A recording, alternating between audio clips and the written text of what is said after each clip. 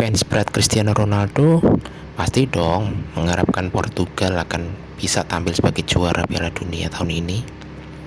Terus fans Lionel Messi ya pasti juga sangat ingin timnas Argentina akan tampil sebagai juara. Apalagi Lionel Messi kan digadang-gadang sebagai titisannya Maradona. Satu-satunya trofi yang rasanya belum ada di Lionel Messi ya Piala Dunia ini, ya kan?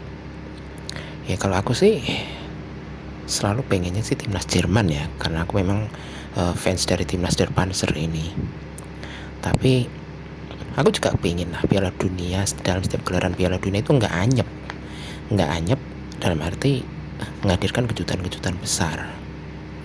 Misalnya nih, dulu waktu tahun 90 itu ada timnas Kamerun.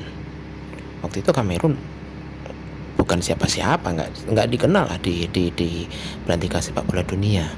Siapa sih waktu itu yang kenal nama seperti Roger Milla, Francois Omampiik, terus kipernya waktu itu ada yang tinggi tuh, Thomas Engkono, nggak ada yang kenal.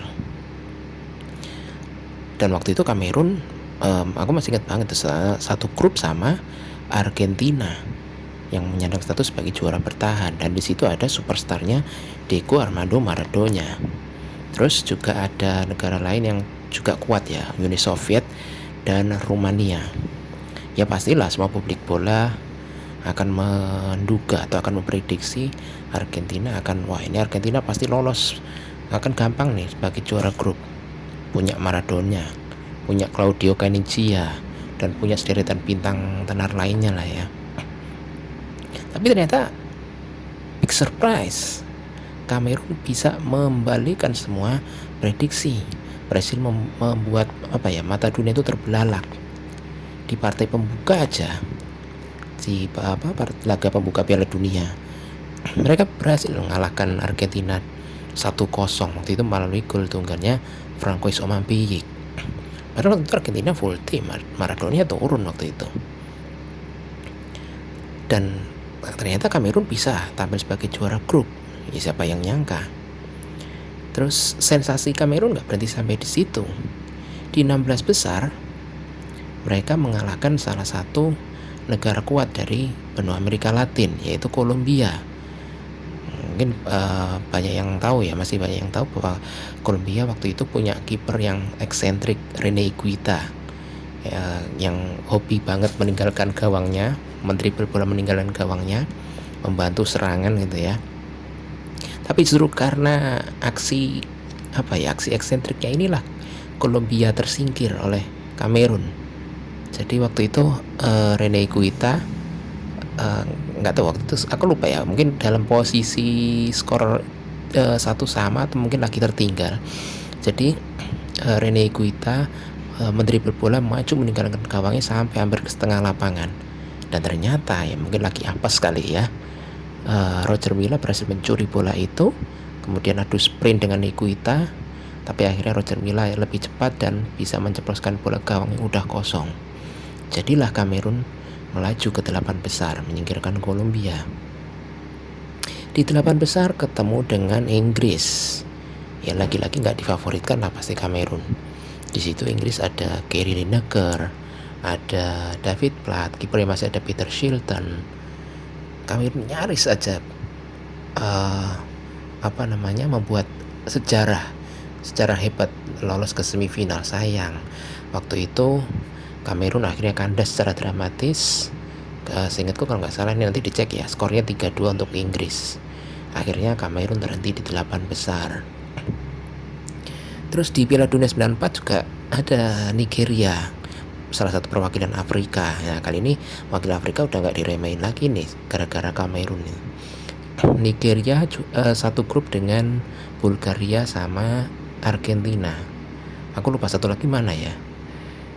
Dan ternyata Nigeria yang sangat tidak difavoritkan di partai pembuka bisa menumbangkan Bulgaria dengan skor mentereng 3-0. Dari pertandingan itu muncul atau mengorbit lah nama-nama seperti Amunike, Rashidi Yekini, Daniel Amokachi, dan lain-lain ya. Dan pada akhirnya Nigeria lolos ke 16 besar menjadi juara grup. Ketemulah sama Italia. Sayang, Nigeria yang sudah sempat leading 1-0 atas Italia, dan kalau nggak salah waktu itu kipernya Italia Gianluca Pagliuca diusir mendapat hadiah kartu merah, sehingga Italia bermain dengan 10 orang. Nyaris saja Nigeria bisa mempertahankan keunggulan, namun gara-gara 2 gol Roberto Baggio, bintangnya Italia waktu itu, akhirnya Nigeria terhenti langkahnya di 16 besar, gagal mengikuti jejak Kamerun. Terus di Piala Dunia 98 ada lumayan sih kejutan dari Kroasia, negara yang baru pertama kali ikut Piala Dunia, bisa melaju sampai tinggi itu.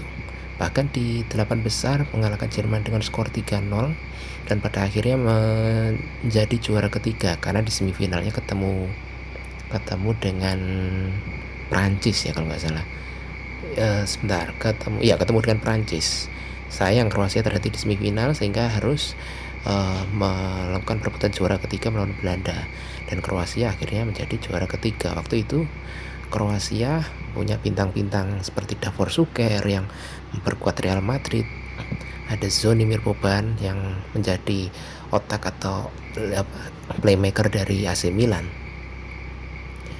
Terus di Piala Dunia 2002 ada Senegal yang juga lolos ke 8 besar seperti halnya Kamerun tadi ya. Di penyisian grup mengalahkan Prancis, di 16 besar mengalahkan Swedia. Sayangnya di 8 besar mereka disingkirkan oleh negara yang juga menghadirkan kejutan, yaitu Turki. Dan pada akhirnya Turki bisa menjadi juara ketiga Piala Dunia 2002. Mungkin masih ada yang ingat ya, salah satu bintang Turki waktu itu ada namanya Hakan Şükür. Di Piala Dunia 2006, kalau tadi di Piala Dunia 2002 aku nggak menganggap lolosnya Korsel hingga semifinal sebagai kejutan. Ya, karena tahu sendirilah ada aroma kontroversi yang cukup kuat di situ. Jadi aku nggak memasukkannya sebagai kejutan. Di Piala Dunia 2006 ini nggak ada surprise ya, ini anyep lah ya. Di Piala Dunia 2010 aja nih ada Ghana yang juga masuk ke 8 besar. Sayang kalah adu penalti dari Uruguay. Piala Dunia 2014, nah ini ada Costa Rica yang kemudian memunculkan nama kiper Keylor Navas ya waktu itu. Satu grup dengan Uruguay, Italia, Inggris. Ternyata Costa Rica bisa lolos dari grup itu sebagai juara grup.